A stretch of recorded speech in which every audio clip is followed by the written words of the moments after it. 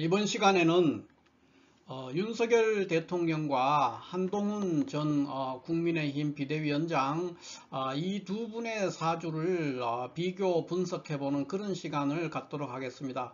요즘에 이제 국민의힘에서 이달 그러니까 7월 달이죠. 7월 달에 당대표 선출을 위한 어떤 전당대회를 준비하고 있는 듯합니다. 그리고 한동훈 전 비대위원장이 당대표 출마선을 한 걸로 알고 있습니다. 그러면은 이제 이 두 분의 윤석열 대통령과 한동훈 전 대표죠. 이 두 분의 앞으로의 그 인간관계라든가 관계 설정이 어떻게 될 거냐 하는 그 부분과 함께 이 두 분의 향후 운세가 어떻게 전개될 것인가 하는 것에 대해서 한번 알아보는 시간을 갖도록 하겠습니다. 먼저 제가 지금까지 그 윤석열 대통령 같은 경우에는 여기 시주의 갑신이 아니고 병술시라고 이렇게 해서 계속해서 이 사주를 봐왔습니다. 그 윤석열 대통령 사주는 뭐 시주가 개미시다, 이 갑신이 아니고 개미다 하는 그런 주장을 하거나 이렇게 해서 보는 분들도 많이 있고요. 또 이제 병술이라고 보는 분들도 많이 있고 갑신이라고 이렇게 하는 분들은 제가 최근에 들었는데, 어떤 명리가가 자기가 아주 중요한 루트를 통해서 이 윤석열 대통령의 시주, 그러니까 생시가 갑신시라는 이야기를 들었답니다. 그래서 그 얘기가 상당히 좀 입수했는 과정들이 상당히 신뢰할 만하게 보여가지고 그래서 제가 이 갑신시로 두고 앞으로도 이제 아마 갑신시로 두고 한동안 한번 봐볼 생각입니다. 그래서 이 갑신시로 일단 설정을 해두고, 지금까지는 병술시였는데 병술시를 버리고 갑신시라고 간주하고 한번 보기로 하겠습니다. 그리고 한동훈 씨 같은 경우에는 이분의 이제 사주는 시주가 없는 상태에서 계속해서 추정만 하면서 이 사주를 봐왔어요. 그래서 그런 상황에서 이제 했는데, 이것도 이제 역시 최근에 어떤 명리가가 얘기를 해요. 어떤 명리가가 이분의 시주가 신사시다 이렇게 얘기를 하는데, 신사시일 가능성이 제가 볼 때 굉장히 타당성이 있어요. 이 사주 구조나 이 사람이 살아온 과정 이런 것들을 봤을 때 신사시일 가능성이 상당히 있어 보여서, 그래서 이것도 이제 앞으로는 신사시라고 전제를 하고 그렇게 해서 사주를 내보도록 하겠습니다. 그러면 먼저 윤석열 대통령부터 한번 풀어볼 것 같으면, 윤석열 대통령은 이런 구조라면 이제 자월의 경금으로서 금수상관이면은 기존의 병술시하고도 차이가 없어요. 역시 금수상관이고 지지에서 신자진 수국이 완전하게 이루어짐으로 인해서 아주 금수상관격이 아주 빼어나게 그렇게 돼 있죠. 그리고 천간의 비견과 편인과 편제를 보고 있어서 이런 격국을 우리가 상용 제인격이다 이렇게 표현합니다. 상용 제인격인데 지난 그 병술시에 비해서는 조금 격이 떨어질 수도 있지만은 또 다른 부분에서 이거는 또 굉장히 주목할 만한 부분이 있고, 그렇기 때문에 이분의 사주가 현재 갑신시라고 해도 매우 귀격이다 이렇게 볼 수 있죠. 다만 이제 원사주가 이렇게 돼 버리면은 이것만으로는 조후를 충족할 수 없습니다. 동금이죠. 그러니까 겨울 금인데 자월에 태어난 한겨울의 금이고 신자진 수국을 이뤄서 매우 찬물이 있는데, 이 찬물은 이 간목을 생할 수가 없어요. 그런 상황이기 때문에 조후가 충족되지 않는 그런 면이 있어서 격이 지난 병술시보다는 격이 다소 떨어질 수 있습니다. 원국 사주만 두고 보면. 그러나 상용 제인격으로 격국이 이루어지는 데는 아무 문제가 없고 아주 귀격으로 갑신시라고 그래도 매우 귀격으로 잘 성격된 사주고 사람이 총명하고 그런 사주다 이렇게 볼 수가 있죠. 아주 부귀한격이죠. 그런 상황에서 이제 볼 수가 있고요. 그런데 이제 지금 볼 것 같으면 조우는 원사주는 충족을 안 했지만은 이렇게 대운에서 쭉 흘러면서 이렇게 임묘진 사오미로 흘러감으로 해서 지금 한창 조우가 매우 잘 맞는 어떤 그런 구조가 되기 때문에 원국에서는 조우가 충족되지 않았지만 대운에서 조우를 충분히 충족해주고 있고 지금 조우 갑오대운에 있기 때문에 조우가 한복판에서 잘 들어맞고 있다. 그래서 원사주에서 부족한 것이 대운에서 충족되고 있기 때문에 더 이상 이 부분에 대해서 조우를 걱정할 필요는 없다. 이렇게 볼 수가 있죠. 그래서 이 사주는 상용재인격인데 상용재인격이 아주 아름답게 잘 구성된 아주 부귀격이다. 이렇게 볼 수가 있습니다.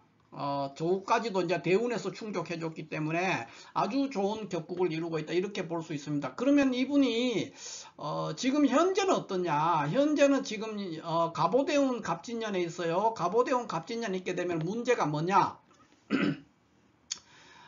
갑오대운 이제 이런 구조 상용재인격일지라도 이렇게 신자진 수국을 이루면서 금수상관격이 재인을 보고 있기 때문에 여전히 이 사주의 핵심적인 역할을 하는 글자는 무토가 됩니다. 무토가 굉장히 중요한 역할을 하고 있고 갑목이나 을목이 오는데 이게 한 개 정도 와가지고는 문제가 없습니다. 경금이 있기 때문에. 그런데 지금 갑오대운 갑진년이면은 이게 이제 문제가 됩니다. 갑오대운 갑진년에 또 갑목이 와서 이 수국이 동하게 되면은 이 무토가 부서지게 돼요. 그러면은 이제 문제가 이 사주가 패가 나는 거예요. 패가 나게 돼서 이제 굉장히 어려운 처지에 놓이게 된다. 이렇게 볼 수가 있고 또 이렇게 상용재인격으로 되면은 정화의 그 정관을 운에서 볼 때는 큰 문제가 없는데 병화를 운에서 보게 되면은 이 재가 있어 가지고 재생살로 빠지는 그런 위험이 생기기 때문에 아주 불리하다. 이렇게 볼 수 있겠죠. 사주 구조가. 자, 그런 구조를 지금 가지고 있다. 그런데 현재 갑오대운 갑진년에 놓이게 되기 때문에 대세운에서 전부 다 목기가 강력한 목기가 들어와서 월간에 있는 이 무토, 이 사주의 가장 길신이죠. 상신의 역할을 하는 무토 편인을 부수게 됩니다. 그래서 재극인하는 현상이 생기죠. 재극인 현상이 생김으로써 이 사주가 현재 패가 나는 그런 구조가 되겠습니다. 그래서 굉장히 어렵고 힘든 시간을 보내고 있을 것이다. 굉장히 진퇴양난에 빠져 있다. 이렇게 볼 수가 있겠어요. 그런 구조다. 이렇게 볼 수 있고 그 다음에는 이제 여기에 우리가 한동훈씨 사주를 볼 것 같으면은 이거는 이제 문제가 뭐냐? 그러면 지금 원사주는 만약에 신사시라면은 이 사주가 신사시가 맞다면은 원사주는 아주 이것도 굉장한 귀격이죠. 지금 그 진월의 을목에서 개수 편인이 떠서 편인격이 병화와 신금을 보서 상관합사라는 거예요. 그래서 굉장히 사람이 총명하고 영리합니다. 그러나 이 사주에서는 이제 이렇게 돼 있으면은 이 사람이 혼자서 어떤 연구를 하거나 또는 그 공직에서 뭔가를 일을 하는 것은 문제가 없습니다. 그러니까 임명직에서 일을 하는 데는 전혀 문제가 없고 또 선생님을 하거나 교수 생활을 하거나 이런 것들도 전혀 문제가 없습니다만은 많은 사람을 거느리는 데는 문제가 있게 됩니다. 이렇게 돼 있으면은 그 이제 이유가 여러 개가 될 수 있는데 어찌됐든 이 사주 구조는 사람은 굉장히 총명하고 또 진월의 이 을목이 지금 그 개수 편인이 투간하면서 병신합했기 때문에 굉장히 영특한 사람이다. 이렇게 볼 수가 있겠습니다. 그래서 사람은 굉장히 어떤 영민한 어떤 그런 사람이면 틀림없지만은 많은 무리를 끌고 가는 데는 상당한 애로사항이 있을 수밖에 없다. 이렇게 볼 수 있습니다. 그게 이제 이 사주의 가장 큰 단점 중에 하나다. 이렇게 볼 수가 있죠. 그렇다면 지금 이분의 사주 같은 경우에는 원국은 한동훈 씨는 원국 사주는 나무랄 데 없이 잘 이루어져 있어요. 그러면 현재 어디에 와 있느냐? 갑술대운 갑진년인데 지금 막 대운이 바뀌었어요. 그러니까 지난달까지도 신의 대운에 있었거든요. 그런데 지금 이제 막 7월달이 6월달 지나면서 6월 하순을 지나면서 경술 대운으로 들어왔어요. 그러니까 지금 막 경술 대운 갑진년이 됐습니다. 그렇게 돼 있으면은 이렇게 되면은 이제 이분은 지금 원사주는 신의 대운 갑진년일 때는 이제 문제가 없죠. 그런데 경술 대운 갑진년이 되면 요 자체는 나쁘지 않습니다. 경술 대운 갑진년이면은 인수격이기 때문에 인수용관을 할 수 있죠. 상관합살하고. 그래서 인수용관을 형성하기 때문에 이 대운 자체는 뭐 지지가 형충하는 부분이 있긴 하지만은 그러나 격국은 이루어집니다. 그러니까 경술대운 갑진년 자체는 좋은 운에 놓여 있다 이렇게 볼 수가 있죠. 큰 문제가 없습니다. 좀 번거로운 일들은 굉장히 많이 있습니다. 지지가 여러 가지로 형충을 하고 있는 그런 상황이라서 어려움이 놓여 있어요. 그러나 이 사람의 개축대운 경술 대운 개축 지금 그러니까 요 사주에서 개수가 있잖아요. 이 개수 편인격에서 경술대운 갑진년은 나쁜 운이 아니다 이렇게 볼 수가 있습니다. 그러나 월운을 한번 볼 것 같으면은 월운은 지금 경술대운에 들어오기 시작하면서부터 상당히 어려움이 있습니다. 이달 같으면은 이제 신미대운이 신미월이 되거든요. 신미월이 되는데 신미월이 되면은 이제 관살혼잡이 된단 말이에요. 관살혼잡이 되니까 직업적으로 폐가 납니다. 그러니까 명예를 추구하는 부분에서는 굉장히 불리한 시간에 놓이게 되고 이게 그러니까 이제 7월 달이 이제 신미월이 되고요. 8월 달이 임신 개유 이렇게 가지 않습니까? 이렇게 되면은 신미월은 관살 혼잡이 돼 가지고 굉장히 어려워질 수가 있고요. 임신이나 개유는 이 임계수가 와서 여기에 있는 그 병화 상관을 건드릴 가능성이 매우 높습니다. 물론 이제 다른 사연이 좀 있긴 하지만 그렇게 되면은 또 관살 혼잡에 들어갈 가능성이 있게 됩니다. 그래서 특히 9월 달인 개유월 같으면은 개유월 같은 경우에는 임신월도 지금 어렵습니다. 임신월도 어려운데 그러니까 8월도 어려운데 개유월 같으면은 이 병화 상관이 죽게 됩니다. 죽게 돼서 개수가 와서 이 병화를 부수게 되니까 그러면 이제 이 원국에 있는 신금과 대운의 정관이 살아나게 되니까 아주 관적으로 그러니까 명예를 추구하는 부분에서 굉장히 불리한 어떤 그런 상황에 빠져들게 됩니다. 그래서 이분의 이제 경술대운 갑진년 자체는 나쁘지 않은데 월운들이 이렇게 나쁘게 들어오고 있고 그래서 이달에 전당대회를 하는데 당대표로 선출되는 부분에 있어서는 상당히 고전할 것이다. 상당히 고전하고 까딱하면은 당대표 선출에서 실패할 가능성이 매우 높다 이렇게 볼 수가 있습니다. 그러나 이제 경술대운 갑진년 자체는 나쁜 운이 아니기 때문에 연운까지만 했을 때는 나쁘지 않기 때문에 뭐 열심히 하면은 가능성이 매우 높다. 가능성이 매우 높지만은 까딱하면은 안 되는 쪽으로 흐를 가능성이 매우 높습니다. 굉장히 만만하지 않은 어떤 그 고전하는 이게 당대표로 선출되더라도 굉장히 많은 우여곡절과 투쟁 속에서 겨우겨우 얻을 수 있고 까딱 방심하면은 당대표 선출이 불가능할 수 있다 이렇게 볼 수 있습니다. 굉장히 비관적으로 보입니다. 제가 볼 때는. 그리고 또 하나는 뭐냐면은 경술대운인데 이제 내년이 을사년이에요. 을사년이면은 을사년에서는 이 을목이 이제 이 월지에서 투간한 어떤 그 겁재죠. 그러니까 이 을목이 투간해 가지고 옴으로 인해서 정관을 합해서 죽이게 됩니다. 이 을목이 대운의 정관을 죽이게 되면은 이 개수를 그러니까 용신으로 쓰는 사주에서 폐가 납니다. 그래서 내년은 아주 흉한 운이 되죠. 내년은 아주 흉하고 특히 7월부터 시작해서 하반기 운 전체가 굉장히 불리한 구조로 흐르고 있어요. 그래서 이렇게 돼 있으면은 설사 이분이 이번 7월 달에 당대표로 선출될지라도 그 자리를 유지하기가 매우 어려울 것이다. 이렇게 보여집니다. 그러니까 까딱하면 안 될 수 있고 또 선출이 돼도 제대로 역할을 거의 못하거나 하다가 적어도 내년에는 자리에서 또 물러나야 되는 그런 상황에 빠질 수가 있다. 이렇게 볼 수 있죠. 그래서 매우 금년과 금년 하반기와 금년 상반기까지는 괜찮았습니다. 근데 금년 하반기와 내년에 걸친 이런 운들이 매우 불리하게 돌아가고 있기 때문에 당대표로 7월 달에 선출되기도 매우 어렵고 고전 속에 얻는다 그래도 매우 고전하다가 얻게 될 겨우겨우 얻을 겁니다. 된다 그래도. 그리고 안 되게 되면은 어차피 얻는다. 당대표가 선출된다 그래도 내년을 넘기기 어려울 것이다. 그러니까 내년 중에 그 자리를 유지하기 어려운 상황이 발생할 것이다. 이렇게 봅니다.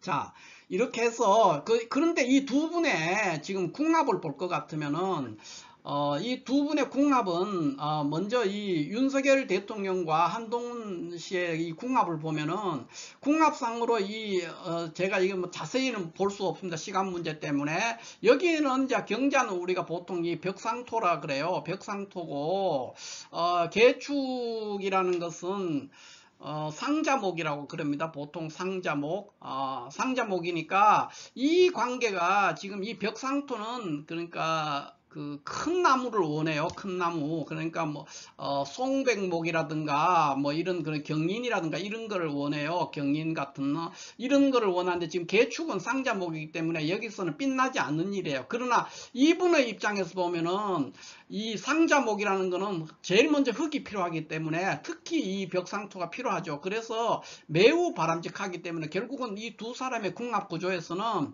윤석열 대통령이 거의 일방적으로 이 한동훈 씨를 지금까지 후원하고 도와줬다, 뭐 보살폈다 이렇게 보는 것이 틀림이 없는 것 같습니다. 굉장히 많은 덕을 봤어요. 이 구조로 보면은 윤석열 대통령이 거의 일방적으로 베푸는 그런 구조가 되기가 매우 쉽습니다. 그러니까 일단 그 나붐상으로 그렇고 그 다음에 이제 또 하나를 보면은 이분이 이제 윤석열 대통령의 경자 연주인데 여기 보면 의뢰예요. 그러면 이거는 뭐냐면 의뢰라는 것은 산두화예요. 산두화. 나붕으로 산두화에 해당되고 경자는 벽상토예요. 이 관계는 이제 그럴지라도 요 관계에서 지금 이 천간이 을경합을 해요. 을경합해 가지고 이 한동훈 씨 입장에서는 정관을 합하는 거예요. 정관을 합하는 그런 구조이기 때문에 매우 좋고 또 이 연지에 있는 자수가 천을귀인으로 작용하기 때문에 매우 내한테 한동훈 씨한테는 윤석열 대통령이 매우 귀인이다. 그러니까 항상 음으로 양으로 도움을 주는 매우 귀한 사람이다. 이렇게 볼 수가 있고 윤석열 대통령 같은 경우에는 이제 경진과 개축을 볼 것 같으면은 개축은 상자목인데 다만 이제 요 경우에는 한동훈 씨만큼 도움은 안 되네. 다만 이 축토 연지 축토가 경금의 천을귀인이에요. 역시 그런 구조로 인해서 어느 정도 서로가 의기투합하고 잘 지낼 수 있었다 이렇게 봅니다. 지금은 뭐 사이가 나빠져서 둘이가 틀어졌다 이런 말도 많이 있지만 지금까지 오는 데서는 서로가 많은 주고받는 어떤 도움을 주고받았는 것 같고요. 그 중에 특히 한동훈 씨가 훨씬 많은 도움과 보살핌을 받았다. 이 구조상으로 보면 그렇습니다. 그런 구조에 있었다. 이렇게 볼 수가 있겠어요. 그러나 결론을 다시 말씀드리자면 어찌됐든 한동훈 씨의 지금 7월달 당대표 선출에서는 굉장히 고전할 것이고 고전 끝에 겨우겨우 얻어도 내년 중에 그러니까 내년 2025년이죠. 을사년 중에 그 자리를 유지하기 어려울 것이다. 그리고 하반기 전체 운세가 굉장히 고전하기 때문에 당대표가 선출돼도 업무를 추진하기가 굉장히 만만하지 않을 것이다. 이렇게 보여집니다. 자, 그러면 제가 이 두 분의 관계와 더불어서 이 아방공부라는 글을 쓴 이거는 이제 두목이라는 시인이 쓴 건데 두보하고 다릅니다. 두보가 아니고 두보라는 시성 이분하고 다르게 두목이라는 사람은 또 성이 똑같고 이름만 달라요. 두목이라는 사람이 쓴 부예요. 부 글인데 23살 때 썼어요. 그러니까 825년에 쓴 거니까 우리로 치면 뭐 통일신라 후기쯤 되겠습니다. 그런 시기에 진시황의 그 궁전 아방궁을 둘러보고는 쓴 글이라고 그래요. 그런데 그 시가 굉장히 긴데 그 글이 굉장히 긴데 제가 뒤에 마지막 부분만 지금 옮겨놨어요. 그래서 이 두 분의 상황이라든가 이런 거에 잘 맞는 것 같아서 이 부분 했는데 제가 한번 해석을 한번 해보겠습니다. 아방궁부 5호 멸육국자는 육국냐요 비진냐요. 그래서 이게 무슨 말이냐 하면은 육국이라는 게 이제 이때 진시황이 천하를 통일했을 때 7국이 있었단 말이에요. 춘추 전국에서 전국시대 7국 큰 나라 7개가 있었는데 그 7개 중에 진나라도 하나 있었죠. 그런데 그때 이제 제초 연진 한위조 그래 7개 나라가 있는데 그거를 멸하고 진시황이 통일을 했지 않습니까? 그 얘기를 하는 거예요. 5호 멸육국자 육국을 그래서 멸하고 진나라 통일했는데 그때 육국을 멸했는 것은 육국이 망해. 그러니까 우리가 보통 말하는 윤석열 대통령의 적은 윤석열이다. 한동훈 대표의 적은 한동훈이다. 이런 말을 시중에서 많이 하지 않습니까? 그 얘기예요. 그러니까 육국을 멸한 자는 육국이고 진나라가 망하게 했는 게 아니다. 비진야요. 족진자는 진야요 비천하야. 그러니까 진나라를 마지막에 다시 이제 진시황이 통일하고 난 후에 불과 한 15년밖에 존립을 못했어요. 진나라가 최초의 제국이지만. 그래서 그 진나라를 멸망시킨 것은 진나라지 천하가 그것을 진나라를 멸망시킨 것이 아니다. 이렇게 이 구절, 이 아방궁부라는 글에서 처음에 마지막입니다. 아주 마지막 구절인데 이렇게 표현을 하고 있어요. 그 다음에는 또 차부라 그랬으니까 뭐 이거는 감탄사니까 사육국 가게 기인 그랬으니까 그 육국 망했는 육국이 그 백성들을 잘 돌봤더라면은 충분히 진나라에 즉 족이 거진 충분히 진나라에 맞설 수가 있었는데 그랬다는 거죠. 안 망했을 것이라는 거예요. 진나라에게. 그런데 또다시 진나라가 다시 육국 사람들을 또 잘 통일을 했으면은 차별하지 말고 다 보듬어 가지고 잘 돌봐야 되는데 진나라가 그 육국에 있는 백성들을 잘 돌보게 했으면 잘 돌봤더라면은 3세로 내려가서 그러니까 2세에서 끝나버렸지 않습니까? 진나라가. 그러니까 15년 만에. 그런데 3세에 이르러서 만세까지 이르러 가지고 누가 진나라를 멸망시키겠냐? 수득이 종멸야 그랬습니다. 그 다음에 진나라 사람이 그렇게 망하고 난 다음에 미처 슬퍼할 겨를도 없이 그 후세 사람들이 그 진나라가 망했는 것을 애석하게 생각해서 슬퍼한다. 이렇게 됐습니다. 그리고 그 후세 사람들이 그것을 슬퍼하기만 하고 이것에서 어떤 교훈을 얻지 못한다면은 또 다시 후세 사람들이 그 후세 사람들을 그러니까 슬퍼하게 만들 것이다. 뭐 이런 얘기입니다. 그러나 우리가 보통 시중에서 많은 말을 하지 않습니까? 윤석열 대통령의 적은 윤석열이다. 뭐 한동훈 대표의 적은 한동훈이다. 이런 말을 많이 하는데 그거에 비슷한 말이 이 아방궁부 마지막 귀절이 되지 않는가 싶어서 제가 잠시 한번 소개를 해봤고요. 실질적으로 꼭 이분들이 아니더라도 매사의 모든 사람들이 사실 장애물이라든가 어려움이 만나고 했을 때 보통 보면은 그 본인에게 문제가 있거든요. 그것을 이제 얘기하는 것이다. 이렇게 이해하면 될 것 같습니다. 자, 이렇게 해서 오늘은 윤석열 대통령과 한동훈 대표 간의 궁합과 또 향후에 이 사람들의 운명이 어떻게 전개될 것인가 하는 것에 대해서 간략하게 한번 알아봤습니다. 감사합니다.